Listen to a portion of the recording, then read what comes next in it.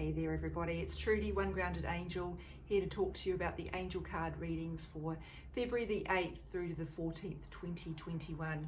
So as you may be aware, we're in the middle of Mercury retrograde and that lasts until the 20th. So not a great time to be having some really big conversations that you've been avoiding, although you could have them if you are very, very careful. So yeah, what's your words? Let's just leave it at that.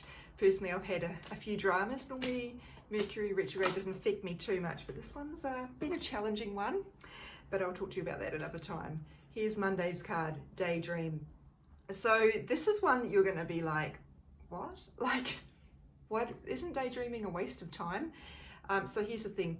It could be literally, for some of you, it will be actually about your night dreams anyway. Paying attention to where your mind is wandering to and wondering if those are actually subconscious messages. For those of you who are creative, your daydreams are going to be where you're getting some of your inspiration from. So just pay more attention to where that mind is wandering to and let it do it. The problem is, in a digital world, we tend to try and use up every spare minute, particularly since productivity is what we prioritize in this culture. So you know, if we're waiting in a queue, we're on our phones instead of just letting our mind drift, looking around us, taking in what's going on. And so this is one of the challenges, is we don't let our minds wander enough to stumble upon new ideas and, you know, let our intuition come to the surface more often. So really paying attention to those and notice what's coming up and do something with it. Like if those ideas, act on them or think about them some more or express them in some creative way. I know that's one that you're going to be thinking, it's a little bit vague, but if you know, you know, and if you don't, that's okay. Maybe think about noticing your dreams, or one thing you can do is ask before you go to bed, ask the universe to send you messages in your dreams that you can easily understand. Now, Tuesday's card, Damara, guiding children. Couple of different ways, quite a few actually, to read this one. If you've been thinking about working with kids in a professional capacity, go for it.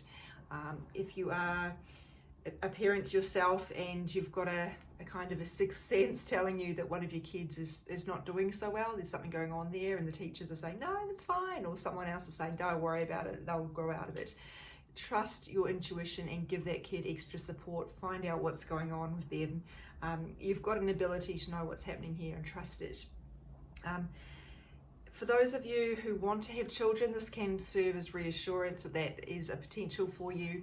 Remember, the angels don't give us specifics about what that might look like in terms of, you know, how that's going to happen or what form that might take.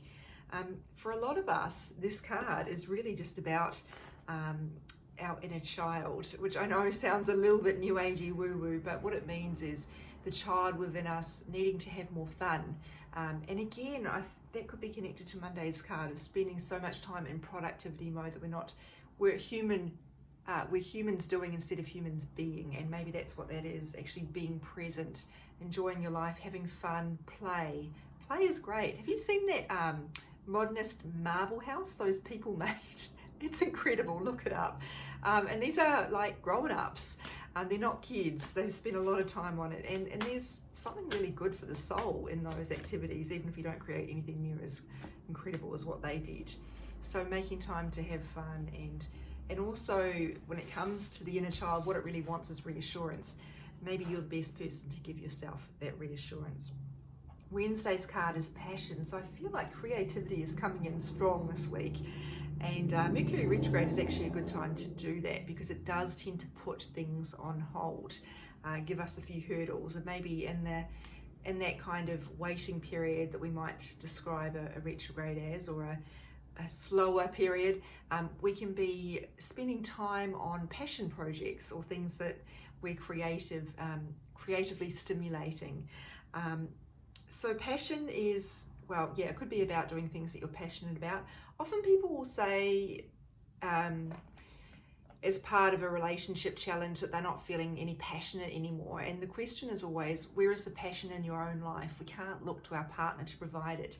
If we're not passionate or excited about our lives, probably our relationship is not going to feel particularly exciting either. So we are the ones who are responsible for enjoying our own lives. We have to make that happen. If we're not enjoying our lives, how are we going to do that? Are we going to spend more time doing things we like? Are we going to go places we want to go?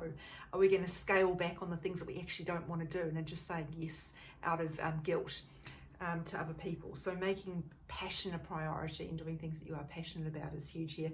But this could also be about passionate that you have for your life, I guess, or your relationship. What's going on there? Are you investing in the passion in the relationship in terms of lovely gestures for your partner, passionate words and things like that? Remember, with Mercury retrograde, we've got to be careful with the words. We don't want to, it's not a time for starting fights if you can avoid it. Not that I'm advocating swallowing what you want either, but it's just about making sure that you're actually connecting on a real love level there and not just taking each other for granted and having all your exchanges be transactional rather than fun, flirty. That's a lot. Thursday's card, First Step. This is a fantastic card for a Mercury retro because it's all about breaking things down and doing planning. Mercury wants us to slow down and look at the detail. It doesn't want us to rush into things. It doesn't want us to be go, go, go. It wants us to be stop, review, recalibrate, and figure out how we're going to move forward. We can move forward, but we want to do it slowly and mindfully, very carefully. Mercury is the planet of detail, by the way, amongst other things. So first step means breaking down a problem into steps so that you can solve it. It could also be about breaking down a big plan into steps so that it doesn't overwhelm you to the point where you don't get started. When things look too overwhelming, particularly problems, we tend to stay in this kind of holding pattern and delaying, procrastinating, making excuses, even though it might not even take that long to do once we get started. But if we can look at it at the bigger picture, break it down into steps and just get started at one piece, that will help you a lot. Friday's card, you've found it. Here we have Saint Anthony. He, if you've grown up in a Catholic or a Christian background, you might know that he is associated with finding things. Praying to St. Anthony when you've lost your glasses or your keys can help sometimes. The angel equivalent would be Archangel Chamuel, Chamuel. I may well be mispronouncing that. Does the same thing, doesn't matter who you ask for help really.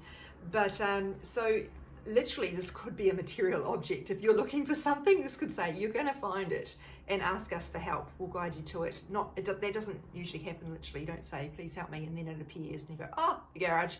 But usually you'll carry on about your day and then suddenly it'll pop into your head. You left that in the laundry. Anyway, this could also be about something that's not material, maybe something emotional. You've found what you were looking for. Maybe you found your passion. Maybe you've found a solution to your problem. Maybe you've found a new pathway to move forward in your career path, something like that. So very reassuring message here, giving you help and momentum to move forward. And who doesn't want that? So I'm going to jump into Saturday now. Clear audience. This is all about the divine messages that we hear in our minds. I feel like this could be connected to the daydream here, actually, in terms of listening to the noise in here. Now, I'm not talking about the chatter that's going on in your mind 24/7, banging on about things that you need to do, things that you did 20 years ago that you shouldn't have done, people you haven't thought about for forever. I'm talking about the intuitive voice. It's operating at a deeper level, and you may not hear it as an actual voice like a human voice. You may hear it more as thoughts. You may hear it more as sounds of some sort. Some people hear it as music. There's no kind of prescribed method here, but you know, because it carries a certain vibration, it feels reassuring. There's a heaviness and a lightness at the same time.